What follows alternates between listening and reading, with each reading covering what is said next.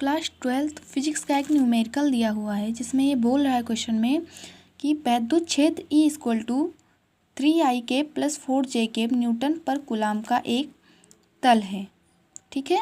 और पृष्ठ के क्षेत्रफल A = 10I के मीटर स्क्वायर से गुजरता है, तो इसका वैद्युत फ्लक्स ज्ञात कीजिए। इसमें हमें ज्ञात करना है वैद्युत फ्लक्स।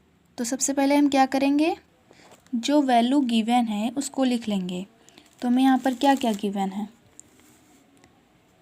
E = 3I के प्लस 4J के न्यूटन पर कूलाम, ठीक है। A = 10I के मीटर स्क्वायर हमने लिख लिया। जो हमें गिवन थी वो वैल्यू हमने लिख लिया, ठीक है।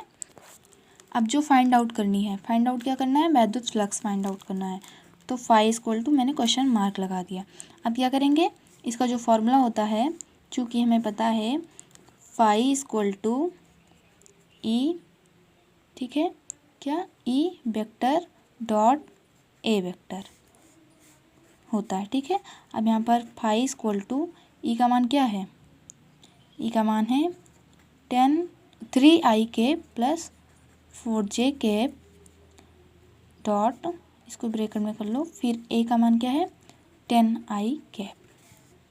तो फाई = इसका इससे जब मल्टीप्लाई कराएंगे तो 3 × 10 = 30 आएगा, और जब इसका इससे मल्टीप्लाई कराएंगे तो 0 हो जाएगा, ठीक है। और इसका वो क्या होता है, मात्रक वोल्ट पर मीटर, ठीक है।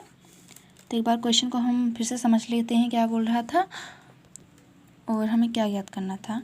इसमें क्वेश्चन में दिया था E की वैल्यू हमें गिवन थी, तो E की वैल्यू हमने लिख ली।